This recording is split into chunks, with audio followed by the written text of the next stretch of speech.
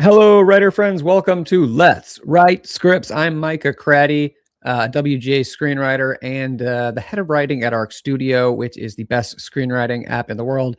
And Arc Studio is bringing you this show. There is a link to check out Arc Studio in the description if you want to check it out and use it to write your scripts like I do. So today on Let's Write Scripts, we are going to be doing 3 timed writing sprints where you can work on your script. And we'll be chatting in between the sprints about how your writing's going, and I'll be answering any questions about screenwriting, about the craft of screenwriting, about maybe something you're struggling with in your script in the breaks between the sprints. So we're gonna be writing, we're gonna be talking about writing, answering questions, learning a little bit. It's going to be a lot of fun. Before we get into it, I wanna know, where are you and what are you writing today? Standard questions, nothing too crazy to get going with today. I love seeing people from all over the world except Antarctica someday.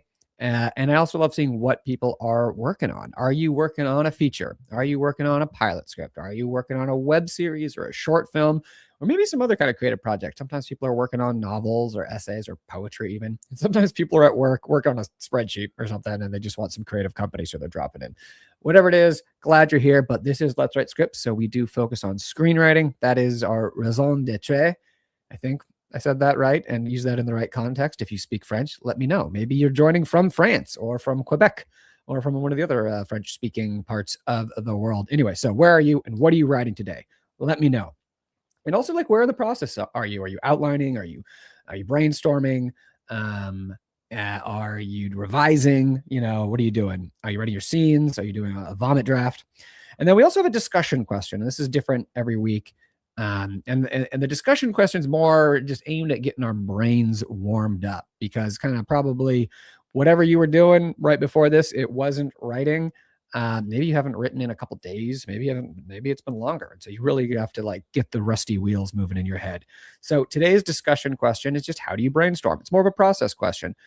What does brainstorming look like to you? And this can be kind of like coming up with initial ideas, or even more so probably once you have an idea and you're just kind of trying to develop it. You're trying to take your initial thought and give it, grow more ideas, branch off from it, figure out more scenes, dialogue, character bits, themes, whatever it is, just the kind of the material that you're trying to think of for this project, for this thing that you're working on. How do you, what is your process like? What is your creative process like in the brainstorming phase and sort of the ideation phase and the story gathering phase?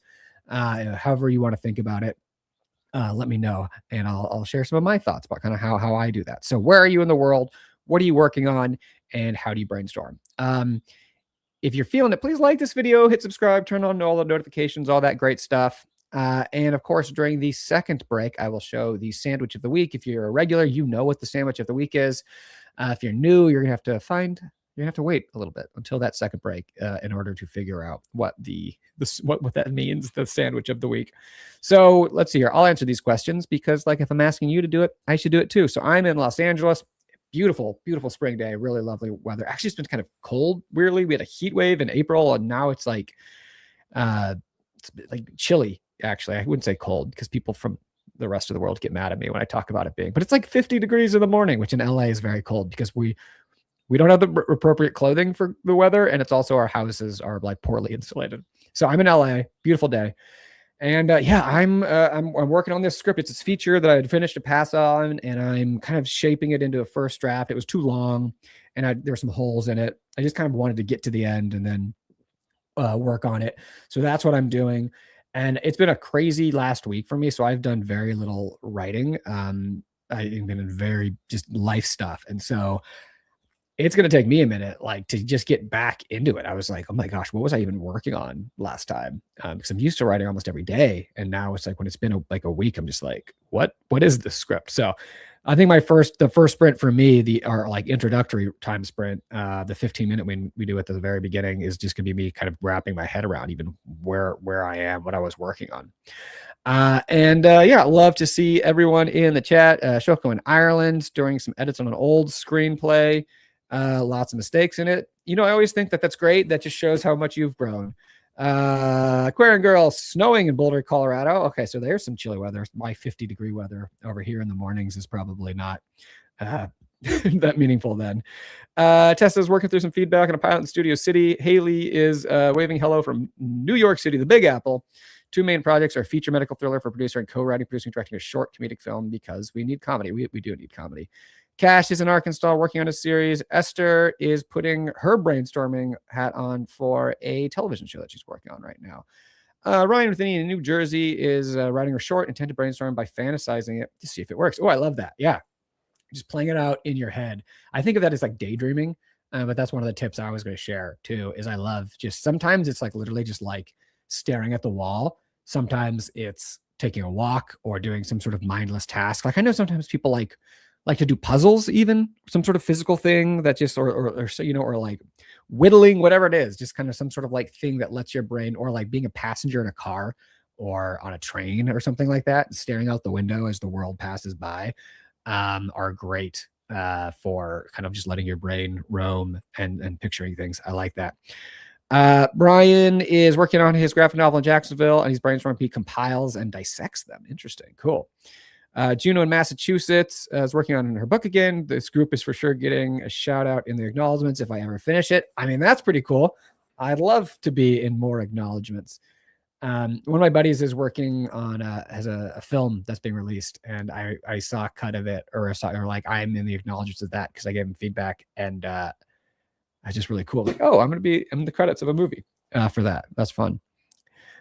Zoe is tidying up some scenes today with her cowgirl hat on. Fantastic. To answer the discussion question, Shako has a little notebook he takes everywhere. He jots down anything from plot ideas to characters or even just a line. I think's cool.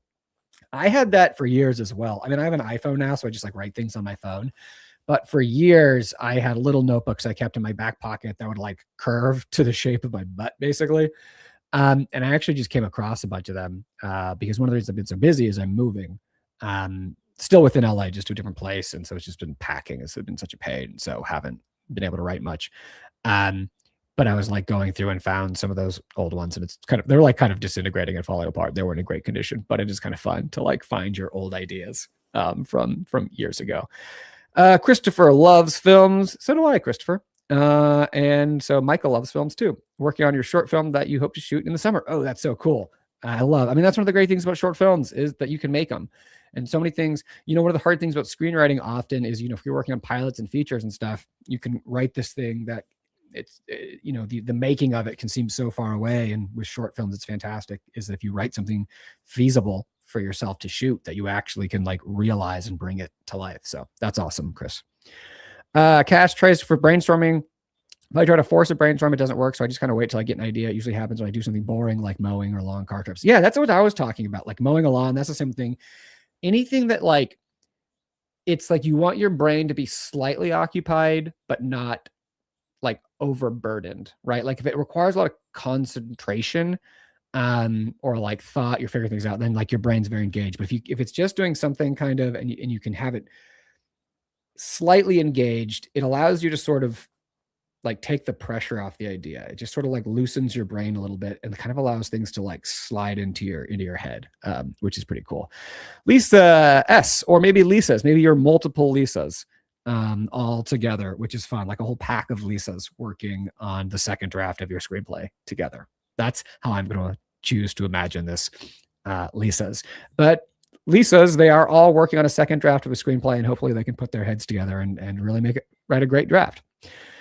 Juno does a lot of daydreaming as brainstorming. I write out those daydreams in my journal too, where they take more solid shape. Then I free write, add up questions, start outlining the structure. I like that. That kind of shows a little bit of the whole process of, you know, there's two things in there. One, it shows the whole process of sort of like gathering, letting things grow.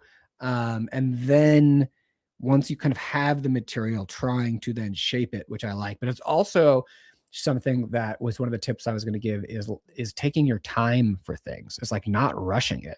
Like Cash was talking about like forcing yourself to brainstorm. And one of the ways you can also be forcing it is trying to like cram it all into one. Just like you have a couple ideas and you want to like do it right away. But like if you, especially at the early stages, just taking your time a little bit and letting it breathe, letting yourself have another idea, letting one idea kind of like turn into another idea and then merge with the third idea. And then that kind of goes to a fourth idea. And then all of a sudden this fifth idea is completely different out of no, like letting yourself have the time to do that is also, I think, a really important thing. So it's like brainstorming works in multiple dimensions. And one of those is time as well as.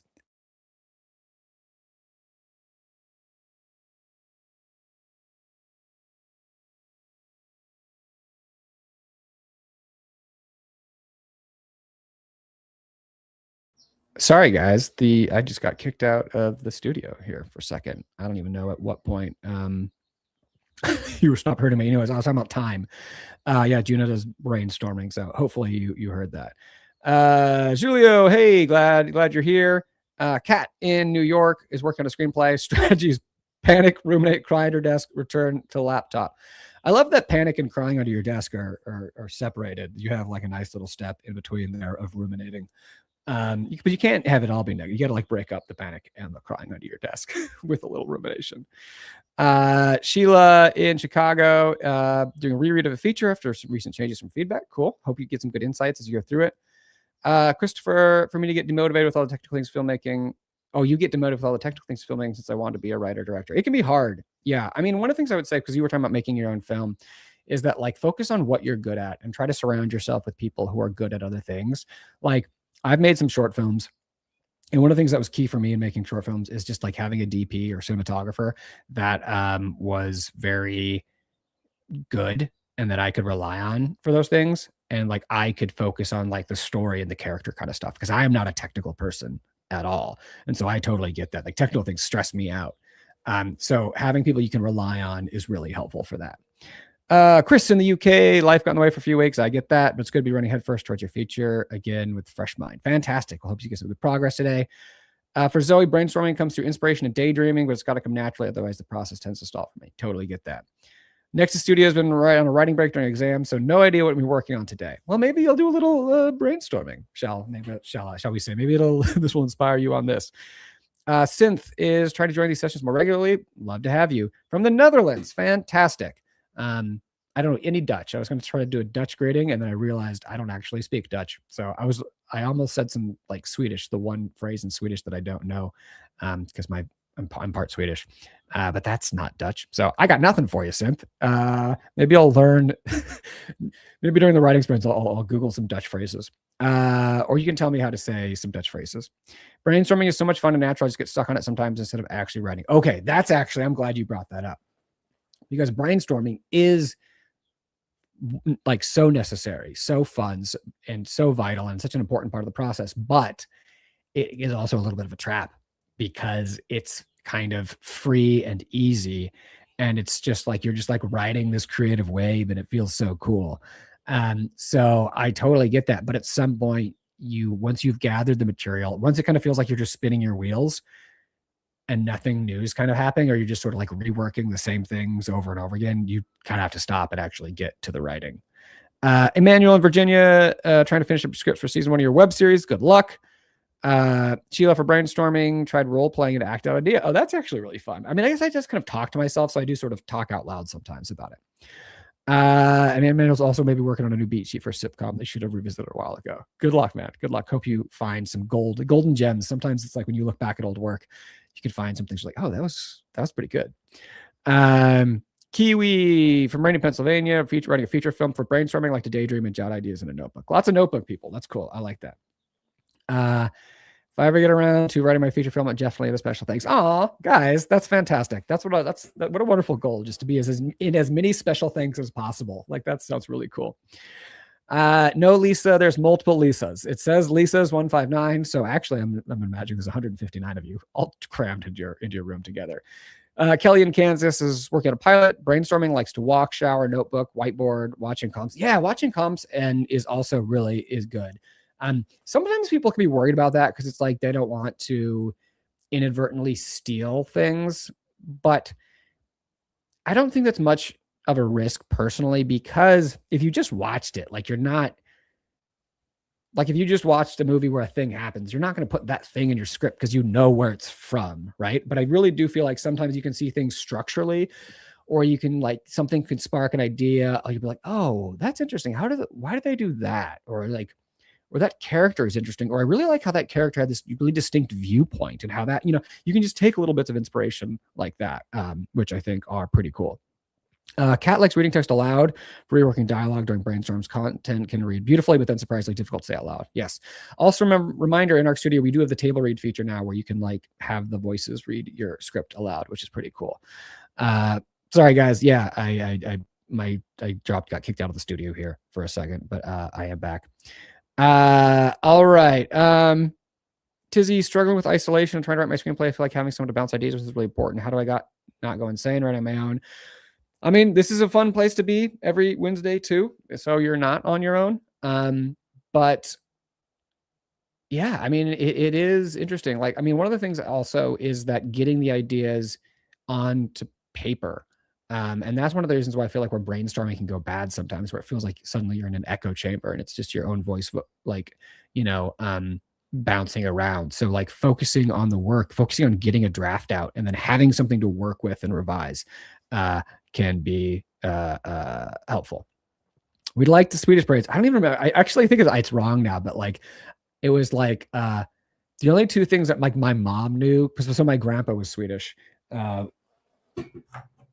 I have this little Swedish horse, which is like from the region of Sweden that my family's from. Was the only two words my mom knew were "parumpa," which evidently means fart, and like "toksiniki" or something like that, which is thank you. But then I think once I said that to a Swedish person, they're like, "Oh no, you're saying that wrong."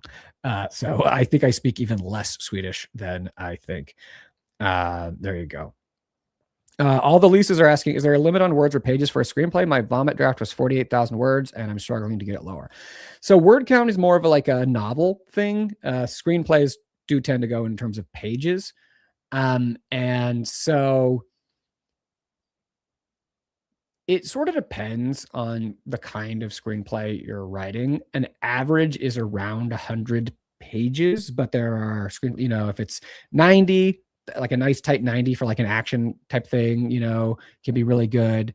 Or there can be some that are longer, like more like 120. But also like my first draft that I was working on, it was like 136 or 140 pages or something like that. And like now I'm getting it down. I'm at 123 right now. And I think I'm going to cut a few pages more from this one. So at the start, like, having too much is fine. You can always cut down thing too. Haley, are you Swedish? Do you have the Swedish horse? 245 pages that's too long. That's like a mini series or more. Yeah. So I would say you should kind of, but one of the things you can do if you have something that's long is like re-outline it, because it's like, what's the main story? Like, it's hard to say like why, if there's so many pages, what's going on there. Like, it might be an actual miniseries. You might be writing like a trilogy and you didn't know it, so like trying to really graph out like what the story is. And a standard page is like a regular printer paper sheet with the margins formatting from screenwriting software. Yeah. So just like if you write in Arc Studio and you export it, writing in Arc Studio, it shows you the pages. That's the page count. It's a little different. Like also, in your like the UK and American, like we use 8.5 by 11 here, and in the UK they use A4, which maybe the rest of Europe also uses.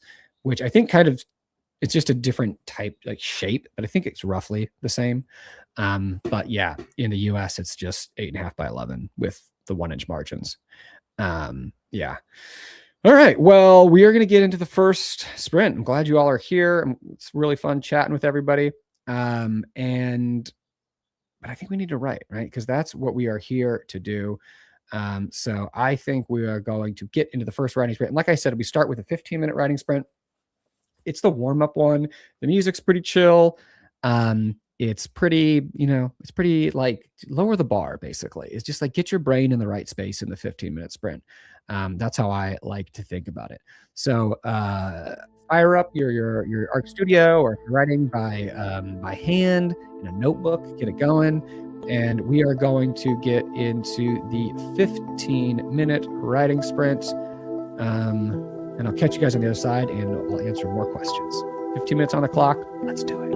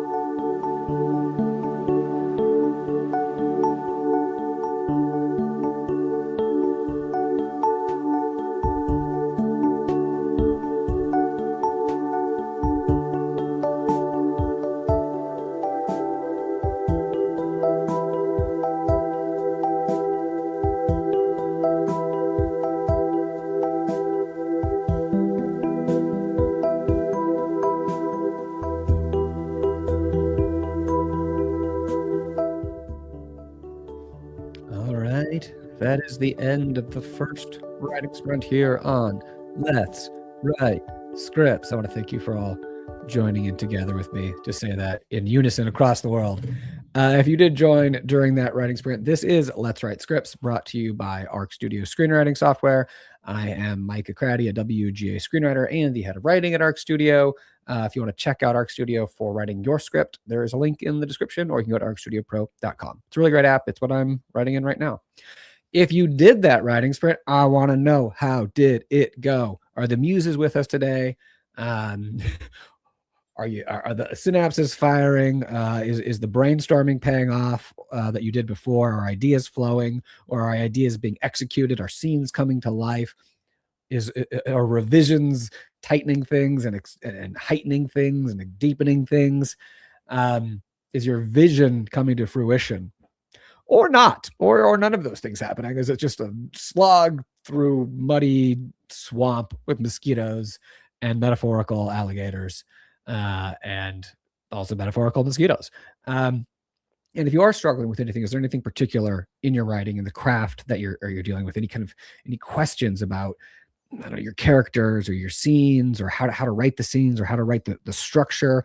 Anything about the craft of screenwriting that you want to ask, I'm happy to share and give my thoughts on. So if you have anything, about it, but please get into the chat and let me know, how is your writing going, and if it's going poorly, if there's anything specifically that you're struggling with. I love talking about the craft of writing.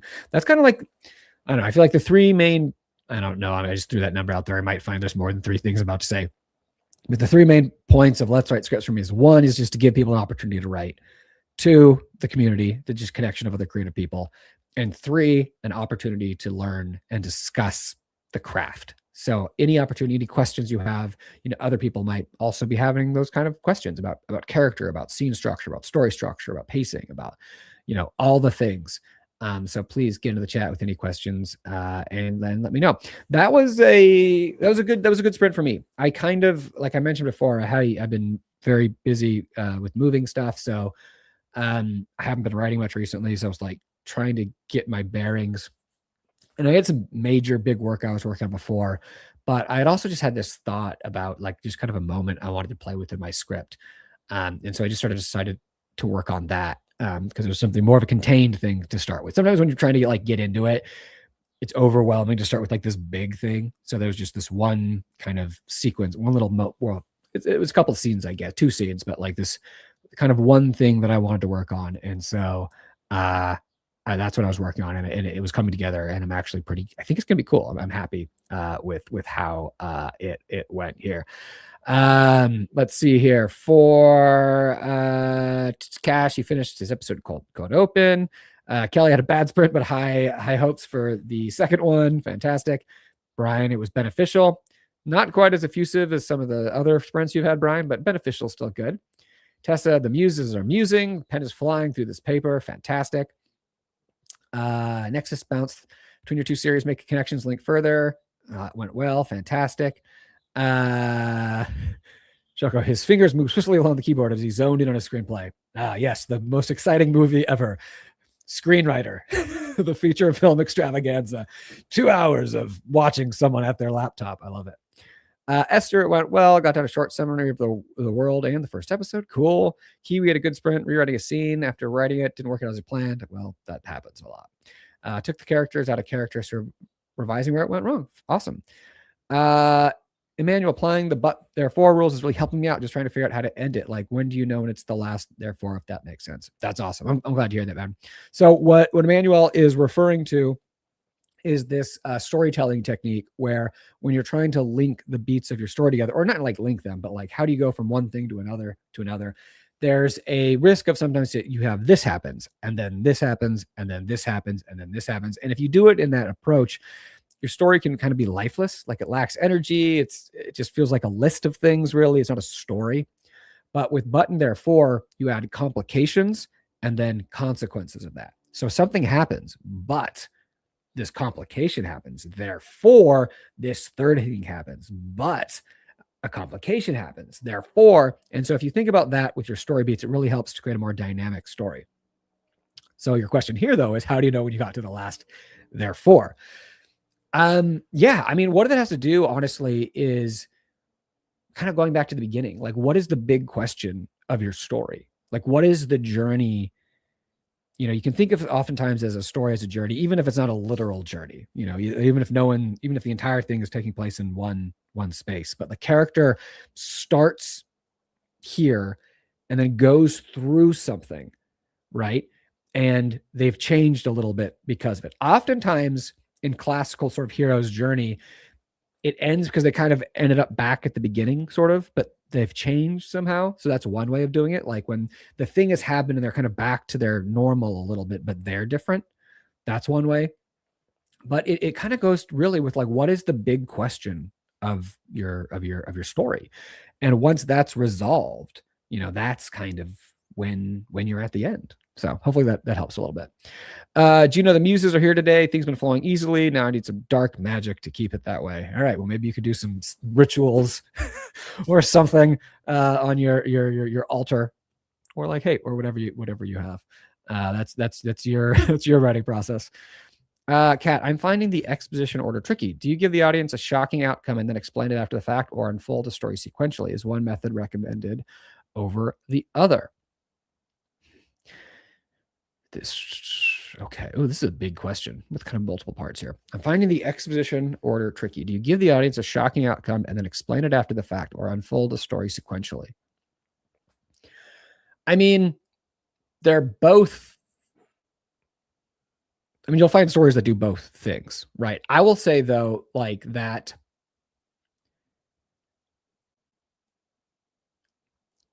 a shocking outcome can kind of sometimes it can help it think about the function, right? What is the purpose of the shocking outcome? Is the shocking outcome sometimes can be a answer to a question, or it can sort of launch it, right? So okay, so when the shocking outcome happens, do you want the audience to be like, wait, why did that happen? And then they want to learn that? Or do you want the shocking outcome to sort of be the conclusion of like, oh my goodness, it was them all along. He was the bad guy. He's the, you know what I mean? Like it's sort of, they're both different storytelling techniques. So it just kind of depends on like what you want it to be. So I can't really just say like, oh, do this or do that. It's more thinking about like, how are you building your story, and like what's the purpose of that beat of your story, if that makes sense. How much can the B character, the eventual buddy, speak? Either telling an anecdote to the point at which could hit the hair later, but too much focus on a secondary character. Is there a test? I mean, there's not like a test. I mean, the amount of it that the B character can be there depends on the strength of the character and their role in the story, right? Like there are stories that we would call like two-handers, which are basically like the A and the B character are basically the same level. Like sometimes the A is slightly more, you know, than the B, but they're both part of it. Really, it has to do with like, do they have how much of their own story do they have, right? Like if it's the A character's story and the B character's just kind of there, then they're there in service of the A character story. So it's like, what are they doing? You know, so you can kind of trim them back oftentimes in that sense. Like they don't need necessarily too much. It also depends on their function, like plot wise, you know, like if it's your story is someone taking a cab ride through one crazy night in the city, right? And they just then and the main character is the passenger, and the driver is the B character. Well, then they're going to be in there a lot because they're driving the cab, and so they'll be in the movie a lot, you know. So it depends, like what your story is telling, like what kind of story it is. You know, if the B character is like the guy who works at the newsstand outside of their apartment, then they're not going to be in there as much, you know, because it's like structurally they're not in scenes together as much. So that's another thing that would depend, like how much is your story putting them in scenes together? That will determine how much they're in there. But again, sorry, this is a lot because it's a very big question, so it's kind of hard to answer succinctly. they should be there enough that they serve their role in the story, is kind of the pat answer, I will say. So if they are telling an anecdote that could help the hero later, that can be fine. You just want, specifically, you want that scene to work on its own, right? So you don't want, so like there's a scene where character B is telling an anecdote, and then later, oh my gosh, the anecdote helps me. But in the actual telling of the anecdote, it needs to also be to work on its own. Like it can't just be the audience being like, this is obvious. Like you don't want a couple things. You don't want the audience to be like, okay, they're obviously, this is just something that's going to happen later, right? And you also don't want it to be like, I don't care about this. We're just waiting for this story to be over. So have the anecdote, one, be fun or interesting, and have it sort of be relevant to like what's happening in that moment too. You know what I'm saying? Have it be organically part of that scene so that it's not just something you're kind of like shoving in there because it's going to have a payoff later. So I know I just threw a lot at you, and I hope some of that helped you or other people. Pamela had a great sprint. Fantastic. Chris, I got stuck on a bit where my character rolls their eyes. It feels so tropey to me, but I couldn't think of anything better. How do you track tropes like this? Oh my goodness. That's a great question, because we all face this. Honestly, I would say some of this has to do with the draft. Like if you're just kind of in an early draft, then and you're stuck on it, just say that they rolled their eyes. And then in revisions, you can come back to it. It's okay to have a character roll their eyes, right? I mean, it's not like the worst thing in the world, because like characters can do that. I think sometimes what you can find though is that as you write more, you may find something that's more unique or specific to that character. And you also might find a behavior that's more appropriate or more exact for that situation. You know what I mean? So, rolling your eyes is kind of like, okay, but like, can the character do something more interesting? Like the rolling of their eyes isn't a bad thing in and of itself, but you can think of it as an opportunity to go deeper, right? To be like, is there an action that they can do here?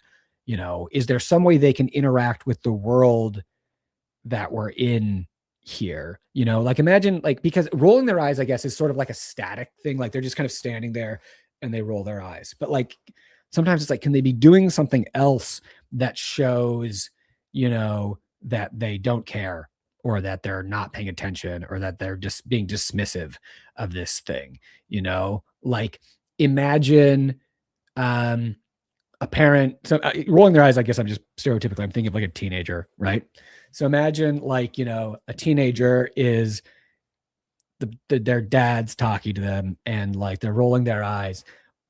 Or imagine that same scene where it's like the dad's talking to them, but the teenager's trying to read a book, and like they just kind of keep ignoring the dad and looking down at their book. And then like the dad's like, put your book down, and then blah, blah, blah. And then, it's just like, and then they just kind of like keep reading again. And then eventually the dad takes the book and throws it and then accidentally breaks the window. And then it's like, oh my gosh, I'm so, like that was just off the top of my head. I don't know if that's a good scene, but like something like that. Can you have it be a little more dynamic? So look at those things as opportunities, not necessarily it's a bad thing that it's there, but like it's an opportunity for you to go deeper. So hopefully that makes sense.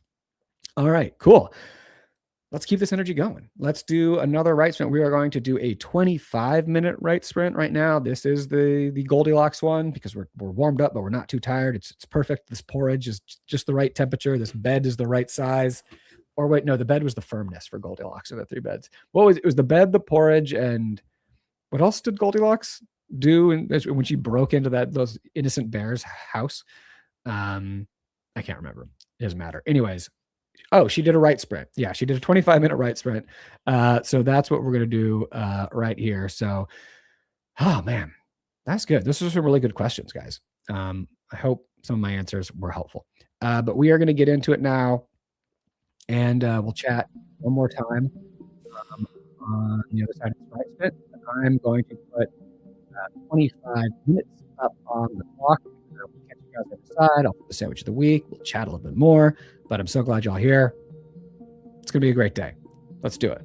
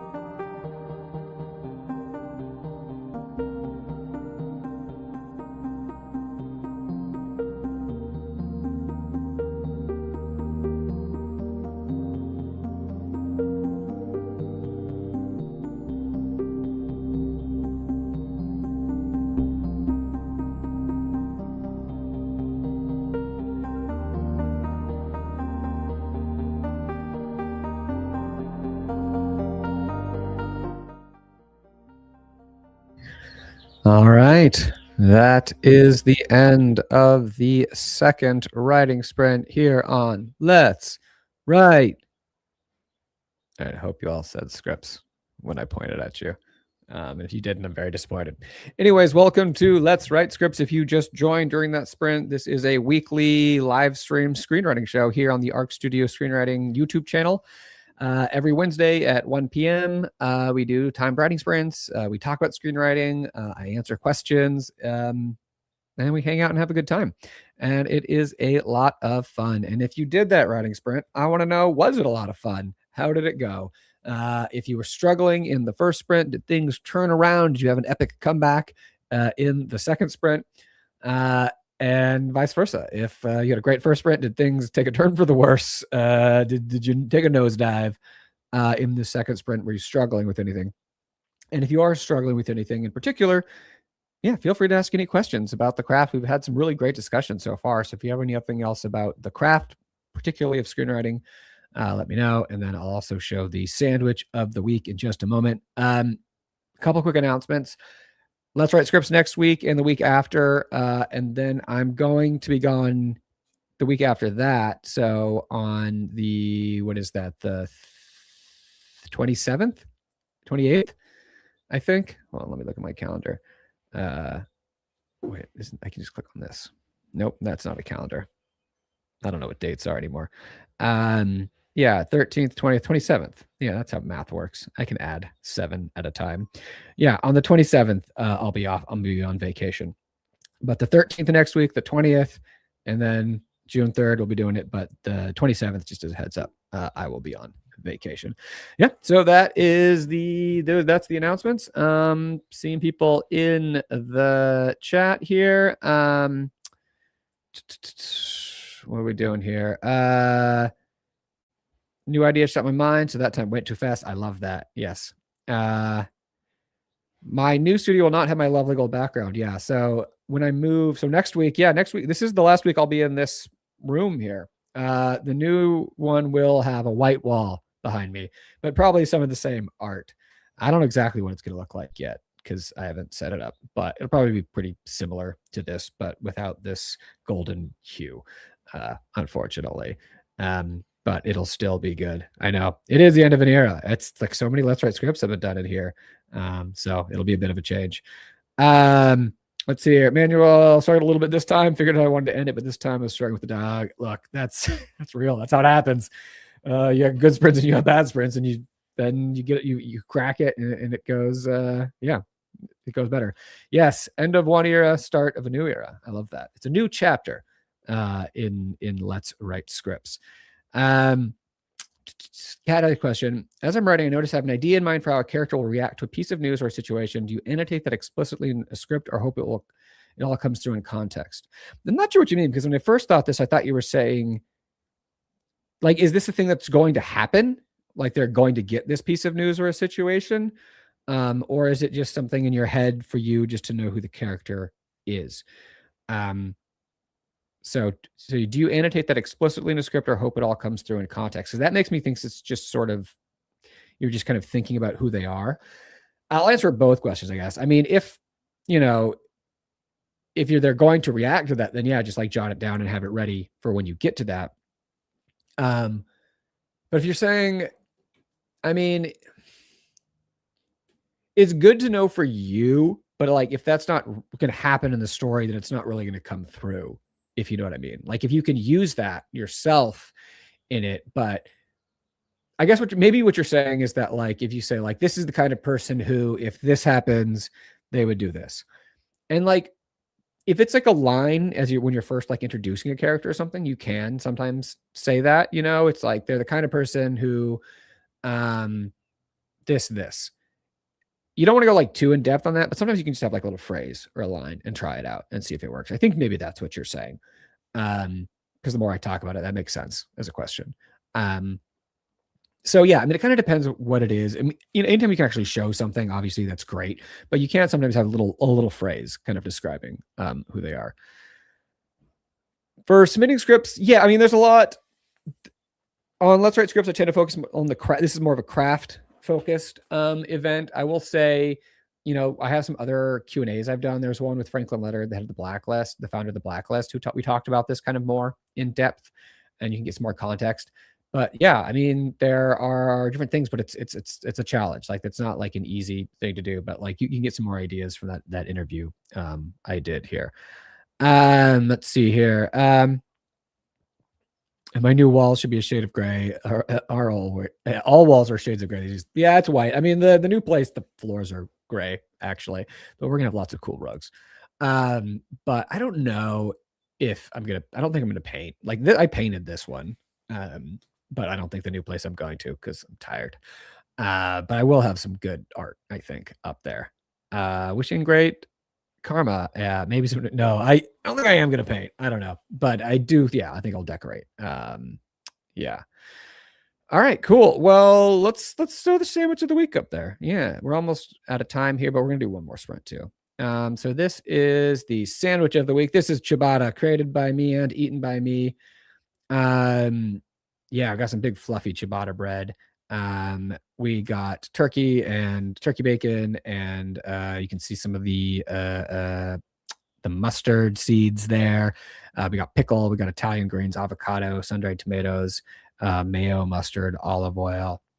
This one, like, it's interesting. There are some sandwiches I feel like look great and taste mid, and some that kind of look a little mid but taste great. Like this one, like the photos didn't, I don't know, I think these are like the best photos. Like, it just like looks like a good sandwich, but like not like wow.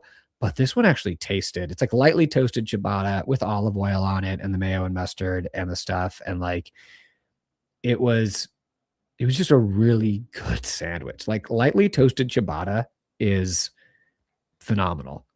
Like, untoasted ciabatta is too bready for me, I realized, because the next day I had more ciabatta and I didn't toast it. And I'm like, it's too bready. I wish I'd removed it. But slightly toasted ciabatta is just fantastic. But you guys like it? Yeah, it was great. I think it was decently healthy too, and also delicious. Sandwich looks amazing. Ooh, a sandwich swoon. I love that. Be careful. Don't hit your head on anything. And it was a tasty sandwich. So yeah, just a quick one. This is the sandwich of the week. Yeah, and if you're like, why is he showing this? Because you're new. Every week I show a photo of the best looking sandwich that I made that week. It's just a little tradition here we have on Let's Write Scripts, and I used to show it at the beginning, but it was distracting because people got hungry. So I save it towards near the end. So if you do get hungry, you can almost go eat, or you can get a snack right now. But I think we're just gonna do one little more sprint here. We're gonna do 15 minutes here at the end. If you need to leave, no worries. This is a, show up when you can, leave when you need kind of a thing. Also, remember, these are always on YouTube, and you can look at the old ones on YouTube too. And because sometimes people can't make it and they just like watch it the next day, or just kind of like have their own little Let's Write Script session by watching the video, which you can totally do. So I think let's do it. I think we're going to jump into the final Write Sprint here. If you have to leave during the sprint, no worries. Say farewell in the chat and let me know. Yes. Oh yeah. Last week I had my buddy Richard Brandon Manis, a great TV writer, on. Awesome guy, really fun, and just like super knowledgeable. And we discussed a lot of good stuff. So I would check that one out if you missed last week. It's on, with Richard Brandon Manis, who, again, is an awesome guy and a great writer, and have so much fun with him. So that was great. If you missed it, check it out. And now let's do the last writing sprint. Yeah, I think, are we ready? You guys want to do a little more writing? I think we should. So I'm going to play some music here. 15 minutes on the clock. Again, if you have to leave, say farewell. And if you stick around, though, say our final farewells at the end. So 15 minutes on the clock, a little bit more writing. Let's do it.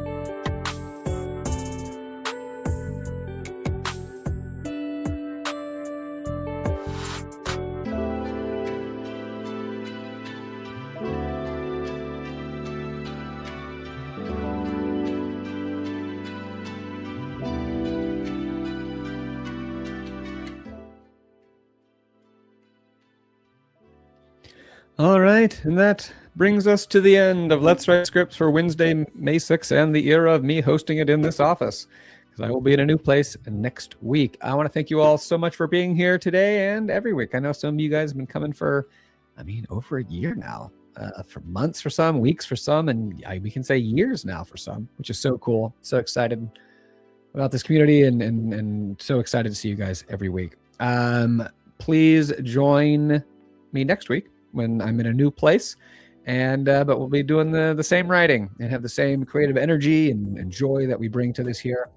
Until then, be kind to yourselves and happy writing, everybody. I will see you all soon. Farewell. And if this was your first time, I hope you had a great time. I hope you learned things, and I hope you come back, because we'd love to have you here. All right. Adios.